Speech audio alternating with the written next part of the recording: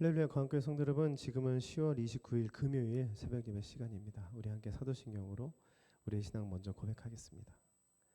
전능하사 천지를 만드신 하나님 아버지를 내가 믿사오며 그 외아들 우리 주 예수 그리스도를 믿사오니 이는 성령으로 잉태하사 동정녀 마리아에게 나시고 본디오 빌라도에게 고난을 받으사 십자가에 못 박혀 죽으시고 장사한 지 사흘 만에 죽은 자 가운데서 다시 살아나시며 하늘에 오르사 전능하신 하나님 우편에 앉아 계시다가 저리로서 산자와 죽은 자를 심판하러 오시리라. 성령을 믿사오며 거룩한 공회와 성도가 서로 교통하는 것과 죄를 사해 주시는 것과 몸이 다해 사는 것과 영원히 사는 것을 믿사옵나이다. 아멘. 오늘 우리가 읽으실 하나님의 말씀은 사도행전 7장 26절에서 8장 21절까지 말씀이고요. 저는 오늘 사도행전 8장 1절의 말씀을 가지고 잠시 말씀 전하도록 하겠습니다. 우리가 인생을 살다 보면 참 이해가 되지 않은 일들이 많이 일어납니다. 그 중에서도 정말 하나님이 살아계시다면 이럴 수가 있을까라고 생각이 드는 장면들이 굉장히 많이 있고요. 제가 오늘 서두에 말씀드리는 이 장면은 사실 너무 여러 번 말씀을 드리긴 했지만 이보다 더 스데반의 이야기와 비슷한 이야기가 있을까라고 생각이 들 정도로 또 아주 중요한 이야기이기 때문에 잠시 말씀 전하도록 하겠습니다. 한 24살의 청년이 중국에 선교 비전을 가지고 중국을 가게 됩니다. 아주 오래전에요. 근데 이 청년이 중국에서 중국 선교를 준비하다 보니 저 밑에 어떤 조그만 조선 땅이라는 땅이 있는데 그 땅에는 아직 아무도 복음을 전한 사람이 없더라라는 소식을 듣게 되고 그때부터 갑자기 조선 땅에 마음을 품게 됩니다. 그리고 2년, 3년 동안 그 조선 땅을 선교를 하기 위해서 준비를 하는 가운데 이제 아내를 잃게 되고 참 그런 슬픔 가운데서도 이 청년은 결국 꿈꿨었던 땅으로 이제 출발을 하게 됩니다. 근데 너무나 안타까운 것은 이 청년이 배를 타고 거의 도착할 때쯤에 그 당시 조선은 외국인들에 대해서 특별히 서양인에 대해서 아주 적대적인 마음을 갖고 있었고 그래서 그 배를 타고 들어오던 그 배를 향해 이 조선인들이 불화살을 쏘기 시작했습니다. 그리고 이 청년은 결국은 물 위로 뛰어들어서 조선 땅을 드디어 밟게 되는데요. 밟게 되는데 그토록 오랫동안 준비했고 기도했고 눈물을 흘려 준비했지만 그는 복음을 한 번도 전하지 못하고 그 자리에서 목이 잘려 죽게 됩니다.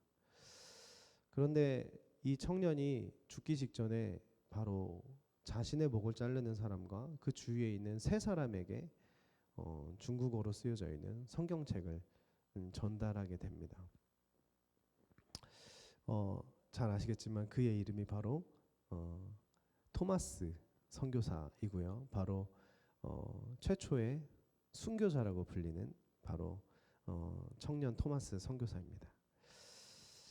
이렇게까지만 보면은 정말 이건 살아계신 하나님이 정말 살아계신 것일까라고 생각이 들죠. 또 오늘 본문 말씀도 사실은 마찬가지입니다. 어제 스데반이 그렇게 멋지게 설교를 했지만 사실은 이렇게 죽는 것은 참 이해가 되지 않습니다. 왜냐하면 제자들이 이제 12제자들이 사역을 하는데 예루살렘 교회가 너무 커지는 거예요. 그래서 우리를 도와줄 사람들이 필요하다 해서 이제 7명의 집사님을 선출하게 되고 그 중에 한 분이 바로 이 스데반 집사인데 스데반 집사가 하는 설교가 이렇게 몇 장에 걸쳐서 이 사도행전에 아주 길게 쓰여져 있는 것 자체가 스데반이라는 사람이 굉장히 성령이 충만했고 성경적인 지식도 뛰어났고 하나님의 뜻을 특별히 분별했던 사람이었다는 거죠. 때문에 스데반이 지금 죽기에는 사실은 너무나 아까운 것입니다. 너무나 아깝죠. 그런데 이제 사역을 시작하자마자 이렇게 죽게 됩니다. 그리고 더 안타까운 것은 이 죽음을 옆에 있던 사도 바울이 그때는 사울이죠. 당연하게 여겼고 그 이후로 박해가 너무 심해집니다. 그래서 사람들이 다 도망가게 됩니다. 예루살렘에서 도망가게 되는데 도망갈 때 어쩌면 어떤 사람들은 이런 이야기를 했을 수도 있어요. 스데반이 거기서 진실을 얘기하지 않았더라면 아니 스데반이 꼭 그렇게까지 했어야 됐어? 스데반만이었다면 이 정도는 아니었을 거야라고 어쩌면 생각하는 사람들도 있었을 것입니다. 그런데 너무 놀라운 것은 8장 1절에 보면, 제가 세 번역으로 읽겠습니다. 사울은 스데반이 죽임당한 것을 마땅하게 여겼다. 그날에 예루살렘 교회에 큰 박해가 일어났다. 그래서 사도들 위에는 모두 유대 지방과 사마리아 지방으로 흩어졌다. 경건한 사람들이 스데반을 장사하고 그를 생각하여 몹시 통곡하였다. 여기 보니까 예루살렘 교회에 큰 박해가 일어났고요. 그래서 사도들 외에 모두 유대 지방과 사마리아 지방으로 흩어집니다. 여러분, 이것이 바로 사도행전의 가장 중요한 터닝 포인트라고 할 수 있습니다. 성령이 임했던 것도 터닝 포인트였지만 정말 터닝 포인트는 너희가 성령을 받고 권능을 받아서 복음을 전하기 시작할 때 이 예루살렘뿐만 아니라 온 유대와 사마리아에 이르러 그 땅끝까지 이르러 다 증인이 될 것이다라는 예수님의 지상 명령에 본격적인 시작이 되었던 것이 오히려 스데반의 죽음이었다는 것입니다. 인간적인 모습으로 보면 어떻게 저럴 수가 있어? 저렇게 죽는 것은 하나님의 뜻이 아니야. 하나님 살아계신 거야 라고 말씀하실 수 있겠지만, 너무나 놀라운 것은 스데반의 죽음이 없었다면 온 유대의 복음화, 사마리아의 복음화는 없었을 것입니다. 왜냐하면 도망갔던 그들이 유대 지방에서 복음을 전하는데 사람들이 갑자기 성령을 받고, 심지어는 사마리아 땅, 뭐 우리로 치면 북한과 같은 곳에 가서 복음을 전하는데 이방인들은 설마 안 되겠지. 유대인들에게만 복음을 전했는데도 너무 놀라운 것은 옆에 있던 이방인들이 다 성령을 받아 그 이후에 사도 바울이라는 사람이 생기고, 사도 바울을 통해서 땅 끝까지 이르러 복음이 전하게 되는 결정적인 계기가 바로 스데반이었다는 것입니다. 우리가 인생 살면서 어떻게 이런 일이 일어날 수 있어요? 라는 절망적인 상황, 또는 굉장히 우리가 견딜 수 없는 위기가 닥칠 수도 있지만, 너무 놀라운 것은 때로는 하나님께서 그 절망 가운데서도, 그 위기 가운데서도 더 놀라운 하나님의 뜻을 실현시키면서 승리케 하신다는 것입니다. 토마스 선교사가 땅을 밟자마자 죽었지만 그는 성경책을 전했고, 그 성경책을 받은 사람이 이 성경책이 뭐지? 너무 좋긴 한데 당시에 그런 합법적이지 않은 책을 들고 있었으면 안 됐기 때문에 이 사람이 최치랑이라는 사람한테 주게 됩니다. 근데 이 최치랑 사람이 이 성경책을 가지고 집에 와서 보니까 이 당시 너무 추웠는데 이 재질이 너무 좋은 거예요. 그래서 이 성경책을 다 찢어서 벽에 벽지로 이렇게 다 붙이게 됩니다. 그리고 먼 훗날 조선 땅에 한 선교사님이 또 들어오게 되고, 그 선교사님께서 당연히 이제 내가 거의 최초의 선교사라고 생각했었겠죠. 그런데 한 주막집에 들어가게 돼서, 이 여관과 같은 주막집에 들어가서 이제 잠을 청하게 되는데, 너무 놀라운 것은 그 방에 들어갔더니 성경책들이 쫙 벽지에 다 붙어 있었던 것입니다. 이 너무나 놀라운 이 사건으로 그 최치랑이라는 사람이 구원을 받게 되고, 그리고 그 주막이, 그 여관이 최초의 교회, 대한민국 최초의 교회 널다리골 교회가 되고, 너무 놀라운 것은 그 널다리골 교회가 나중에 장대세 교회가 되고, 그 장대세 교회가 나중에 장대현 교회가 되어서, 장대현 교회 1907년 세계 역사에서 가장 큰 부흥운동, 4대 부흥운동에 들어가는 대한민국의 평양 대부흥운동이 일어났었던 교회, 바로 장대현 교회입니다. 한 사람의 순교가 없었더라면, 그 토마스 선교사의 순교가 없었더라면 지금 우리도 없었을 것입니다. 평양 대부흥에도 없었을 것입니다. 말씀을 마무리하면서요, 예전에 제가 간증을 들었었던 이상 목사님이라는 분이 북한에서 선교를 하시다가 이제 끌려가게 되십니다. 그래서 공안들에게 이제 중국에서 이렇게 북한으로 성경책을 밀수하다가 중국 공안들에게 끌려가서 엄청난 엄청난 고문을 당하십니다. 전기 고문부터 시작해서 발가벗겨져서 영하 막 20도 되는 곳에서 며칠을 있고, 심지어 똥까지 핥아 먹는 그런 치욕적인 고문을 당하고, 그분이 나는 이제 평생 복음을 전하지 않겠노라, 너무 무서워서 다시는 경험하지 않고 싶노라 했지만 몇 년 후에 다시 중국 땅을 밟게 되는데, 너무 놀라운 것은 한 사람이 갑자기 찾아오더니